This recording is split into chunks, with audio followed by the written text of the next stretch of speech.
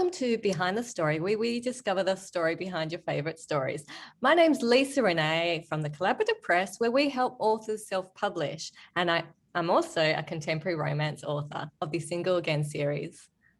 And I'm Naomi Craig, historical fiction author of Rahab's Courage.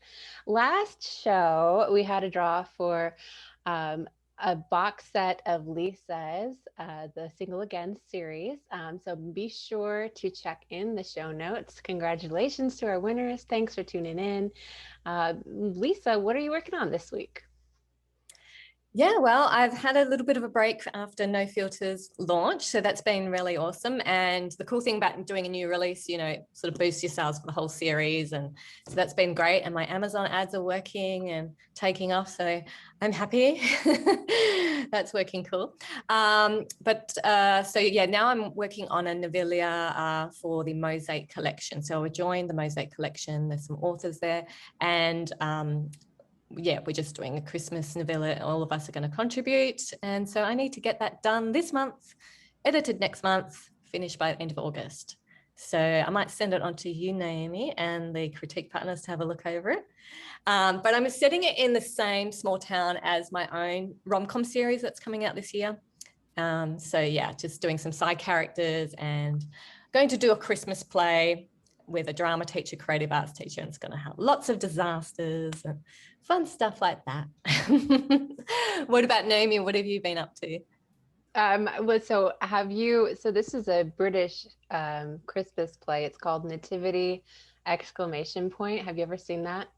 I don't know if it's around on Amazon, but oh my goodness, it's so funny. It's an elementary primary teacher, and everything goes wrong. They're trying to put on the nativity, but that would be good. I'll have to check it out, get some more ideas. Well, I got some ideas from the group. I said, you know, what's some things going wrong? So basically, yeah, I'm going to have a little girl, and she just wants to be an angel, but she sings off key and really loud. And apparently Tabitha, one of our critique partners, she said she did this, like they were like telling her to quiet down. So she just got angry and louder, which just sounds funny because she's, you know, an introvert. So, that's part of it. And the dad just dotes on her his angel, and thinks it just sounds so beautiful. And the teacher's like, you know, having to break the news to him because he's quite an important figure in the community and supporting the theatre. And so there's going to be a bit of conflict there. So. Oh no, the poor teacher.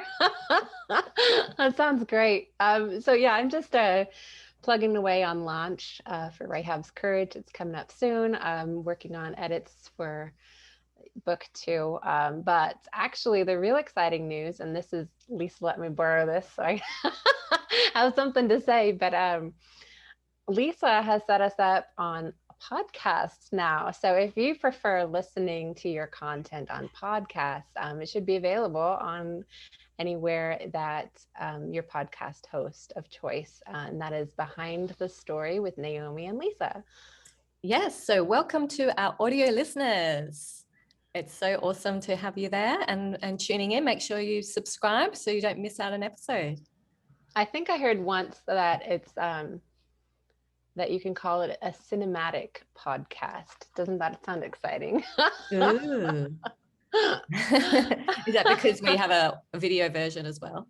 That's how I imagine it. I never actually saw it. It was on K-Love radio station, and they announced they had a cinematic podcast. That's a Christian radio station. Do you have K-Love down in Australia? Cable? K-Love? K-Love, no. You can listen online or whatever, but it's a Christian radio station. So. Oh, cool. Yeah. Well, we have. I have Alexa, Amazon.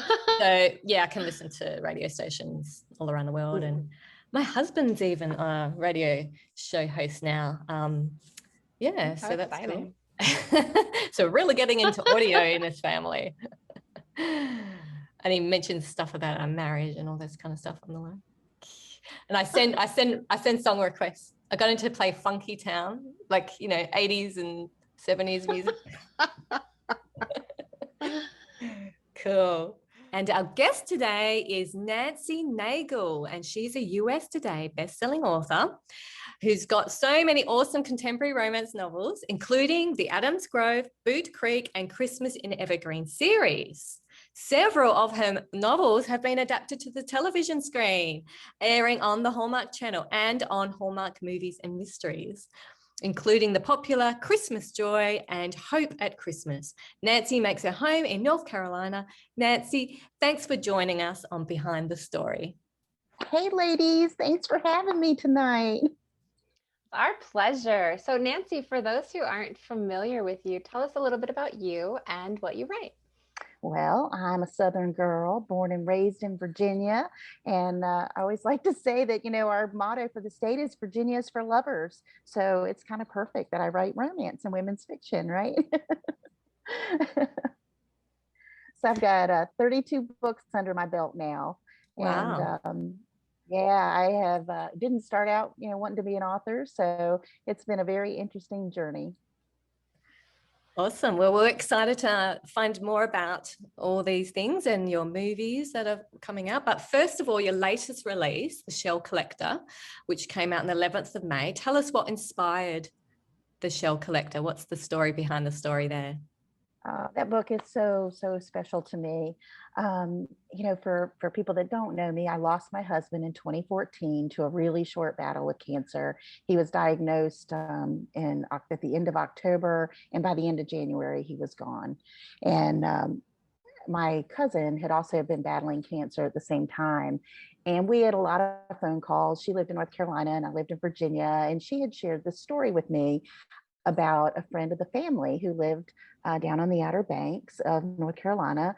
And she walked the beach every day. And she was an older gal. And she was walking down through the surf. She had something heavy on her heart. And she kicked up a shell. And when she went to pick it up, there was a scripture written in it. And it was something that made her feel so much better. And that story was just so cool. I loved it. And after I lost Mike, not 5 weeks later, I lost Diane, my cousin, who had shared that story with me. And, that story just hung on me. And I tell you what, I could have used about a bucket of those shells that year to get through it. It was a really hard time.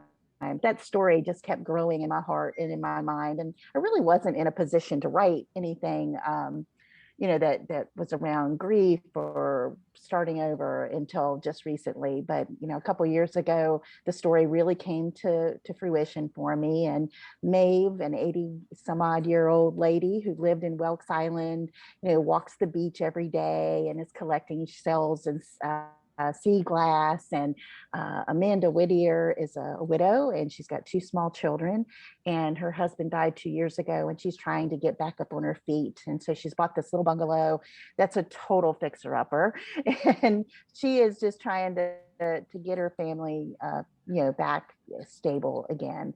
And she and Maeve meet each other on the beach, and there's this beautiful friendship that becomes so important to both of them. And it's funny because so many times you think that your buddies or best friends are the people that are really going to help you, are going to be just like you. But in this case, it kind of opens your eyes that help and advice and similar experiences can come from really different places if you just kind of open your eyes and look. And the town of Welks Island is just, beautiful and quaint. And Maeve is always down at town hall, making sure nobody's going to mess up her little town. And, there's a sweet diner and all kinds of fun stuff that happens along with, these 2 ladies kind of helping rescue each other through a difficult time in their lives. And I tell you, I think, grief is a very strange animal. We're all going to go through it. There's no getting around it. And for some reason, we still don't have it perfected. There's no one right way. There's nothing that can make it feel better. but it can also take you in a whole different direction. And, from my own personal experience, my life just changed so much, after I lost Mike. And, the first couple of years, I was really kind of unbraiding myself from that relationship. We've been married for over 20 years. And so in my story, a lot of that is reflected in how you're kind of having to find out, who you are by yourself again, and being able to trust the gifts that you bring to the table. And sometimes they're things that you never even knew existed.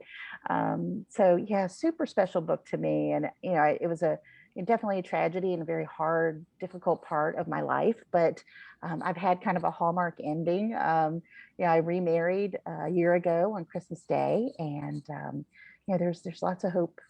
Congratulations. Thank you. That's a beautiful story. That's very inspirational. And you're right. There's so much, if we can be open and vulnerable and put these things into our stories, it's going to impact people. And that emotion and just being real and sharing our journey in the way of fiction, and I know when my mum passed away from cancer, I think 2 months later, I read a story, and it was fiction, and it was just so beautiful. I just where the character, her attitude towards the cancer and everything like that. And it was just how my mum dealt with it. She was just a superhero. And it was just, it brought healing, because I know my mum, her faith got stronger, and, she was looking forward to seeing Jesus, and that was a testimony in itself, how she responded, you know what I mean? Because in my mind, it was like, no, she could get healed, and that would glorify God. But we all have to face death. We all have to face it. And a testimony to all her elderly friends, her brothers and sisters that are getting older, we all have to face it. And so she showed them, how she got through that and had peace through that journey. So that's an amazing story. And I really hope, that people that read the book, if they've gone through the experience, that, they will feel a connection to the story and see some of their, some of their process. Definitely. Haven't ever gone through it, that they may have, some kind of echo in the back of their mind that will remind them that, there is strength inside, and there's hope, and maybe it'll help them get through it a little more gracefully, a little easier. So that's kind of my hopes around the story. I can see that heart coming through in the book, and it's beautiful. I love to see that relationship that Maeve and Amanda have. I think all of us want someone to come and love on us and take us under that, like, can you just think I'm special, and I love that you've honored the military in there. That's such a, thank you isn't even enough for those who have served, Yes, you're so right. And just the sacrifices that they do ultimately with, their lives or their mental health or their physical health or whatever. And I gotta say, the wife is pretty funny. Everybody loves the wife. It's so funny because, Tug was just a little secondary character, and I just wanted to have a cute little diner. And the more I wrote him, the more I fell in love with him. And I just felt like he deserved a really unique pet. And one day I just woke up and I was like, I'm giving him a bird. It was just crazy, but it just really worked. And people do love the wife. I'm looking forward to seeing how it ends and how they finally get it all tied together. So well, and I think that's something too. The story definitely is about grief and healing and second chances and renewal of faith and those kind of things. And it can sound kind of heavy, but there is a lot of playfulness and fun and charm and that kind of stuff in there that I think really balances out the story too, to keep you turning pages and smiling. Absolutely. Definitely. Okay, so obviously you've written a lot of books. How do you come up with the setting? Where do you choose? Where's your favorite place that you'd like to set your books in? Well, all my books are small town stories. I have always had a huge love for the small town. When I grew up, I grew up in Virginia Beach, which is now a big city and, big tourist town. But, when I was first growing up, we still had a dirt road to our house and those kind of things. But even when I worked out in LA for a while, I was able to find the feed store that had the pig in Burbank.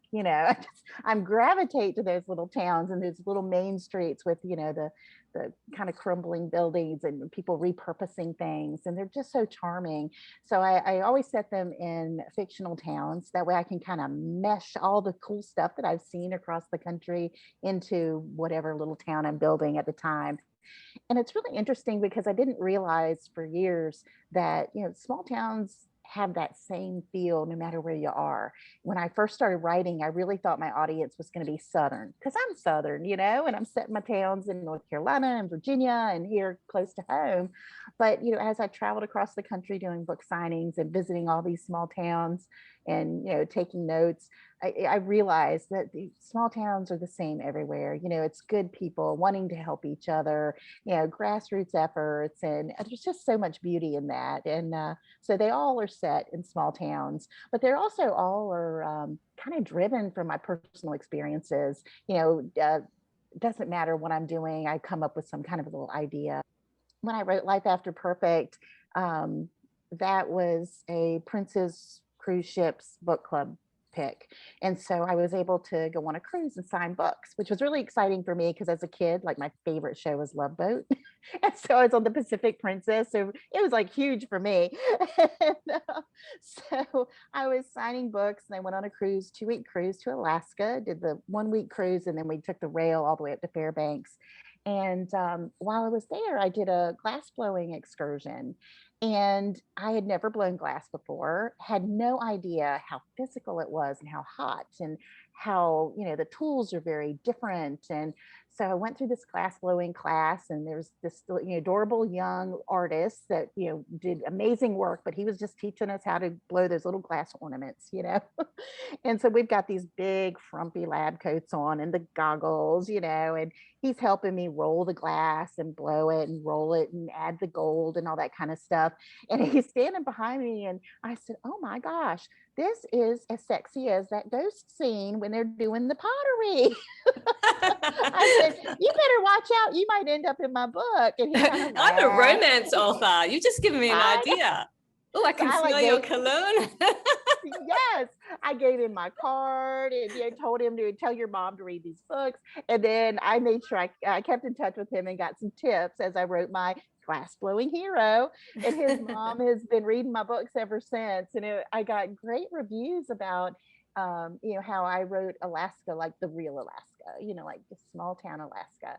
And so, it's nice to be able to bring those things to the table, little experiences that I've had.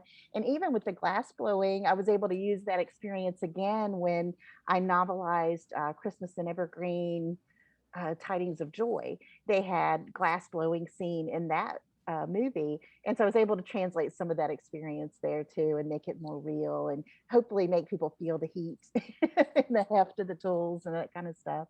So yeah, most of my stories, just like the Shell Collector, came from a story someone told me. They come from little bits and pieces that I experience or that make me smile or laugh or giggle or whatever, or cry. And it makes me want to share that with other people. That's exciting. I live in a small town in Arizona, so I can picture what you're saying. Yes. I want to come visit. Okay. I love that. Yeah, bring it up. So you've also had several of your books adapted into Hallmark movies, which is super exciting. Sand Dollar Cove just released in June. Mm-hmm.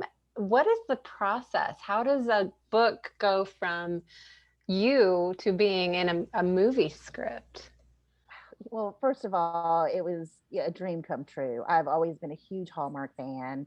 And I remember when I first got my agent, I said to her, she's like, what do you want to do? And how, where's your career want to go? And all that kind of stuff. And I said, well, someday I'd love to have a Hallmark movie. And she kind of laughed and she's like, yeah, everybody does.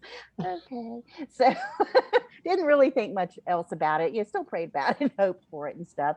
But, when I had written Christmas Joy and turned in the first draft in May of 2014.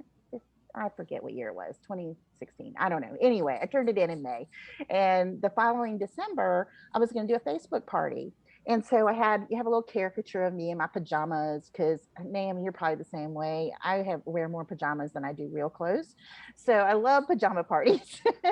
So I was going to do a Facebook party, and they had a new movie out that year called The Christmas Note. Well, I grew up in Virginia Beach in the Norfolk area, which is a huge military town. And so that had a military angle to it. So I thought it was a really good fit. And so I was tweeting and trying to get people to come to my Facebook party. And I got a direct message on Twitter, I got a message first on Twitter from The Christmas Note. And it said, "Hey, thanks for building buzz about our new movie. And you're so welcome. I love Hallmark." And a week later, I got a direct message from The Christmas Note, and it said, "Hey, we didn't realize you're an author. Maybe someday one of your books will be a movie." And I, screamed and told everybody. And then I answered it back and said, "A girl can dream."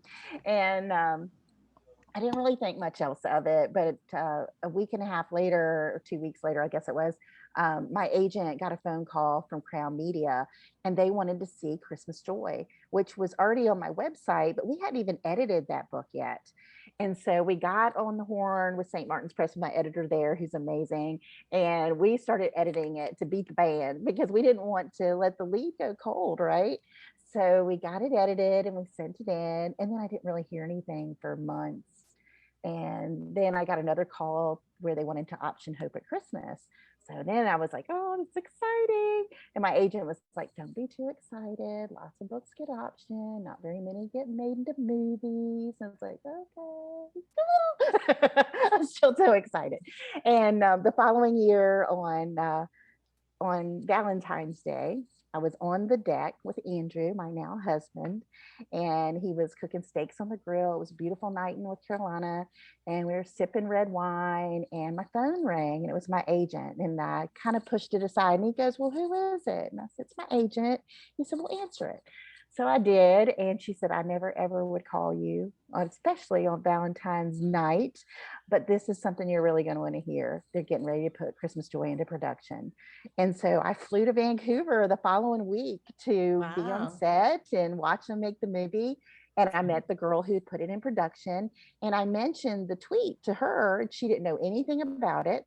And she said that she had seen the book in Barnes and Noble, and the original red cover with the wreath on it had caught her eye, and that she fell in love with the story. So you just don't know, which thing is opening the door. I think the original option may have come from the tweet. I think the deal came from her just bumping into it. And then you're having that relationship with Hallmark has continued to grow. After that, I did all the novelizations for Christmas in Evergreen, which huge honor. I had no idea what I was getting into. I didn't get to see the movie before I got to write the book. It was kind of this blind, novelize a movie deal.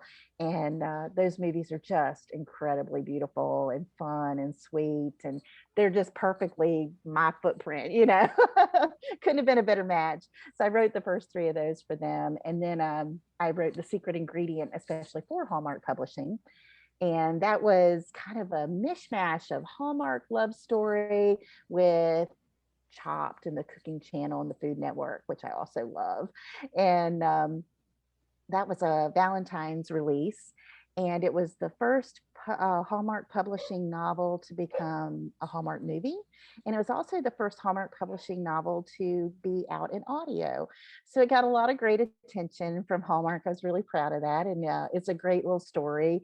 And Erin Cahill starred in that, who is also a Virginia girl. So I loved that. She had the right accent and everything. And they pulled in the big guns, they brought in a real Chopped judge. And I thought they really did a great job with the cooking scenes and the competition between the hero and heroine. So that was really fun. And of course, Sand Dollar Cove is beautiful. And we've talked before about how your movies aren't always like your book, and the book is always better.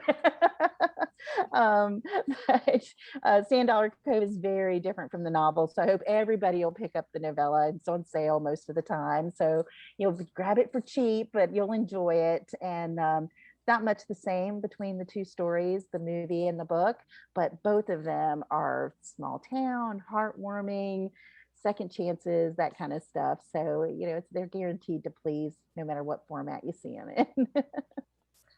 That's wonderful. And that's so inspiring, your journey and how it happened. And just all of a sudden, that's it. So yeah, that's really I've cool. been so blessed at every corner. I never set out to be an author. I was a senior vice president with Bank of America in technology. And when I turned 40, my job meant the task I was assigned was shipping jobs offshore to India, technology positions. And that was really hard. And it made me feel like a bad person. I really loved the people that I was having to let go and replace them with these other. I mean, I understood the business reason, but personally, it really bothered me. And so I really did a lot of soul searching that year about, what I could do to make a positive difference. And I thought about, all the tough times that I've had in my life. And I am one of those people, whether it's a breakup, bad boss, bad hair day, I'm in a book, I'm reading. That's what gets me through. It's what makes me happy. I love strong women and those stories of hope. And so I would read and I thought, you know what, if I could write one book to help one busy career girl through one day, that would be an amazing gift. Now, you would think that I'd have been smart enough to know it was really hard to write a book, but I did not know that. So I was just like going for it. I don't think I even knew where the quotation marks were supposed to go for real, because I was doing PowerPoints and presentations. I wasn't writing fiction or even stories. And so it took me a long time to get that first book published, and that was Sweet Tea and Secrets. And I got a 3-book deal with Montlake Romance with that book, with the Adams Grove series, and they were small town, and they were romances, but they had a little bit of a mystery in each story. So it was a little mishmash, and so my craft has definitely grown over the years because I started from ground zero, maybe -2. I'm not sure. Just, my skill level has gotten better, and my voice has really changed. From the time that I lost Mike, my husband, in 2014, my career really just took a shift. My agent got me the deals writing those Christmas novels for St. Martin's Press, and so those were stories that a little bit of my personal Christian worldview could come out in, just because of what they were about. And I started getting more confidence in writing in my own voice, and finding my voice. So it took quite a few books, but I feel like I'm finally getting to where my books, when you read it, you'll know it's Nancy. And I love that. Yeah, it feels good. And in those first books, I remember one time, I think it was the 3rd or 4th book that I had written for Montlake. I had turned in the manuscript, and my editor had sent me an email back, and she said, so chapter 11, did you mean to just like totally skip the love scene? And I was like, yeah. I was trying to. She's like, no, you're gonna need to go back and do something there. Okay. So now I can do things that are a little more in my comfort zone, and I don't have to imagine my grandma in heaven looking down going, really, have you ever done that? Because that's just a little strange. Well, that's it. With more practice and just keep writing those books, and you find your voice and more comfortable. So how long does it take you to write a manuscript these days? The first draft takes me about 45 days. But then, we're going through, good, strong in development edits. And we usually go through 2 rounds of that. And then we go into the copy edits and get them out. So I usually get 2 books out a year, 2 to 3 books out a year. And I'm writing for St. Martin's Press and Waterbrook Press, which is a part of Penguin Random House. And the Hallmark Publishing has been a little, interlaced in between all those.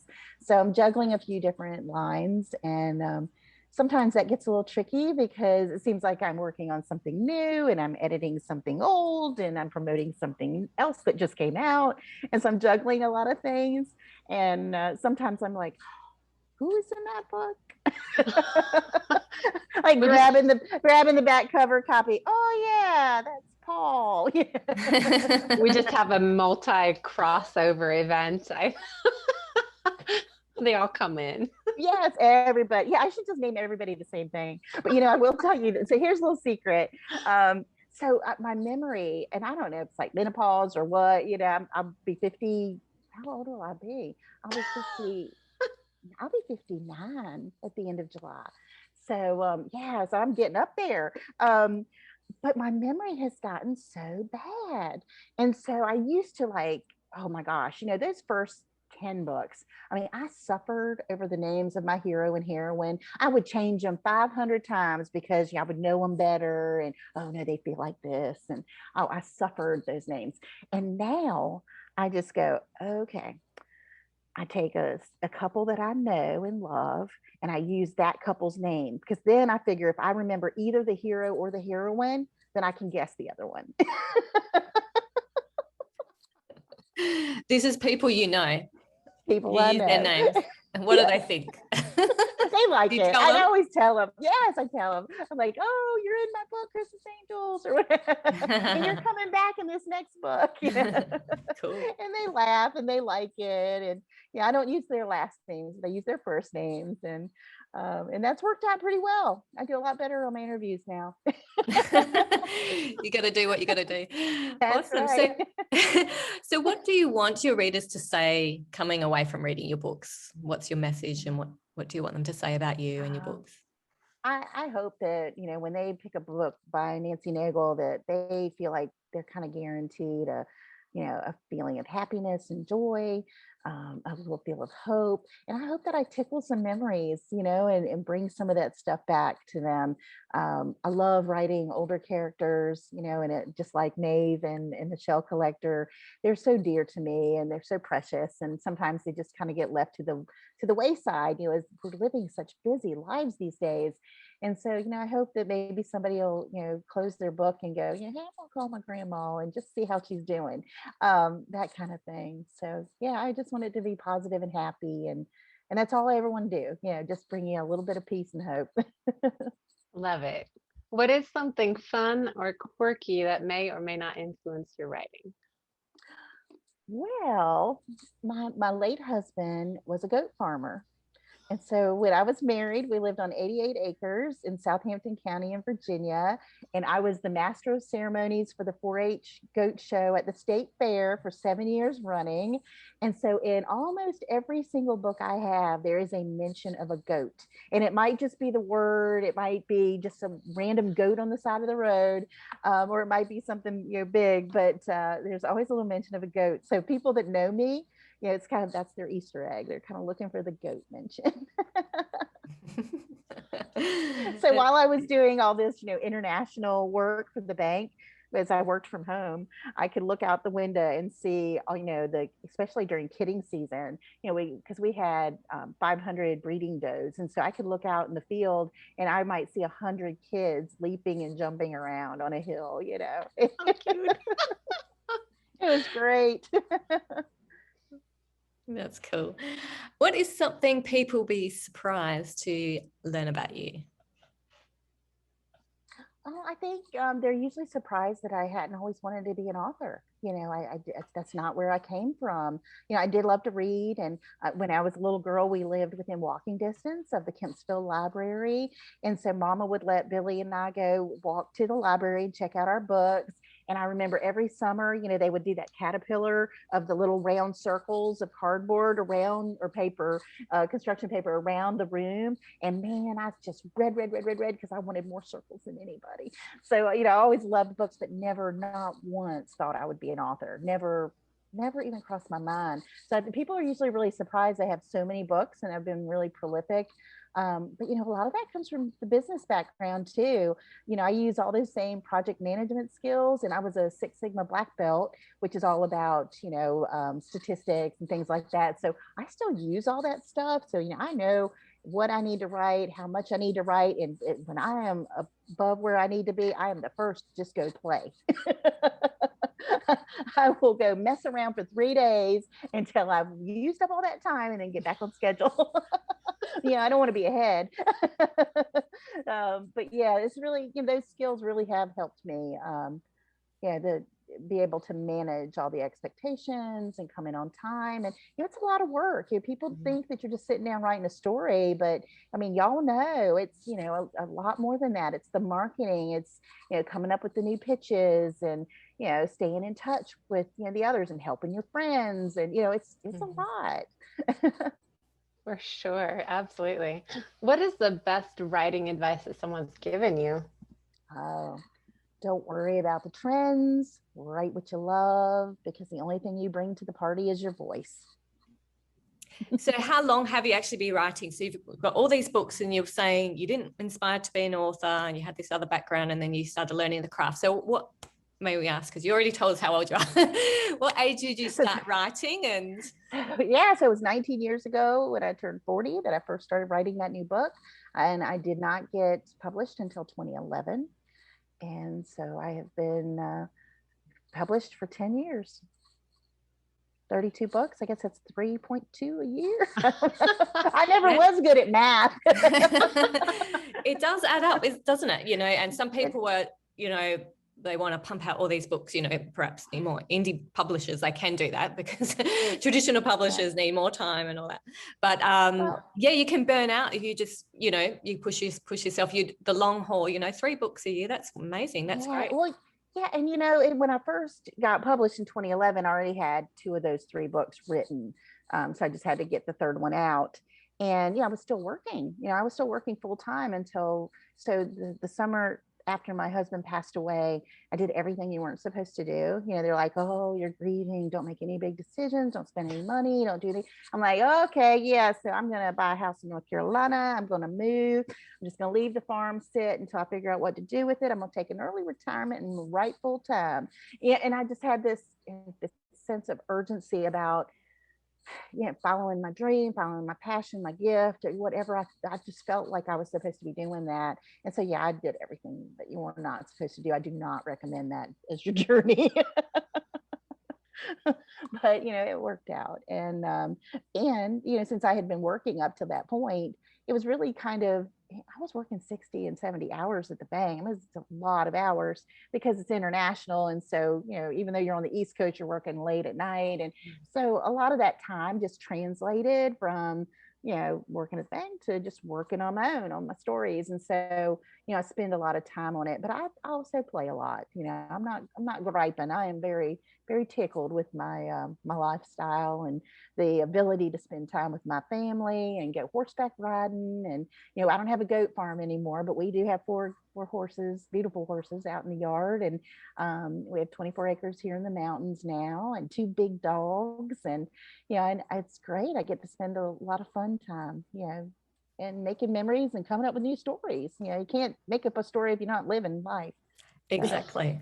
Exactly. It sounds like you got a good balance, and that's right. You feel like you're ahead of your schedule. Yeah, I can have some time off. I can go out and enjoy and spend time with family and your horses and what you love doing as well. Yeah, that's great. So Nancy, what's coming up next for you? What do you have on what's coming up? I'm so excited. So the Shell Collector will be out in hardcover on September 8th. So everybody who loved it, I hope will pick up a copy as a gift for the holidays for somebody very special. And A Heartfelt Christmas Promise will be out in mass market for the first time, mass market paperback on September 24th. But next year, I have another book with Waterbrook Press coming out in the spring called What Remains True. And it is a story set in the mountains in a great little town that was also featured in my novel, Christmas Angels. So we're going back to Antler Creek. And I've got a hero that is a rodeo bull rider, and a gal who is the COO of a big office supply chain, kind of like a Staples kind of company. But she has just gotten divorced, and she stops in this small town to get gas in her car, and she sees this cute little boutique and they have a help wanted sign, and she's just like, I'm staying. So she sticks around, takes this little job, and they have no idea, you know, they all think she's struggling, and she lets them believe it. And of course that all comes to bear later. But yeah, it's a cool story. And Andrew used to ride bulls, so I got a lot of good insider information about that. Awesome. Well, that sounds like a really great story. So where can our readers, our listeners, our followers and authors even find you? What's your website, and where are you on social media? Yep, my website is nancynaigle.com, and Nagle has an I right in the middle of it, Naigle. And I am not on Facebook anymore because they disabled my account because I could not prove that I was me. They said I was impersonating a public figure. So I have not been able to get back on Facebook. Don't know if I'll ever get there. My author page is orphaned since they deleted my friend page. And so that's that. But I'm on Twitter, I'm on Instagram, I have a Pinterest page for every one of my books. But my website's full of fun stuff, and you can join my newsletter there. And I keep people up to date with what movies are on, because it's Christmas in July, so Christmas Joy is on, Hope at Christmas is on, and The Secret Ingredient is part of the rom-com they're showing this month. So there's a lot of that good stuff, in Sand Dollar Cove. So yeah, I've got a lot of movies coming on this month, and I try to keep y'all in tune with all the sales too. Never hurts to save $1. Absolutely. Well, thank you so much for joining us, Nancy. It's been Thanks. a pleasure. Yes, I've really loved being here. Thanks, ladies. I appreciate you inviting me. Yeah, we have we'll have all of Nancy's links in our show notes. Be sure to follow her, not on Facebook, but give her some likes on Instagram. Please. And and stay in touch with her. If you also in our show notes, you'll see my biblical fiction novella on Desolate Heights, free to download. It's Balaam and his talking donkey. Oh, awesome. Yeah, I've got a free novella as well. It's a rom-com called Fake Engagement Mistake. So we'll put the links there. Naomi's showing it. Here is a picture of fake engagement mistake, and that's super fun. And Nancy is actually offering a chance to win a paperback of The Shell Collector. It's a must-read, excellent book. We're really excited about that. Congratulations, Nancy, and all that God has brought you to. thank you so much. Very good. Well, that's all we have time for now. Until next time, let us run with endurance the race that is set before us, looking unto Jesus, the author and finisher of our faith. Thanks for joining us. So thank you again for joining us today on Behind the Story with Naomi and Lisa. Don't forget to click on the links and subscribe to our YouTube channels, and you'll keep up to date with our author interviews. Have a great week. God bless.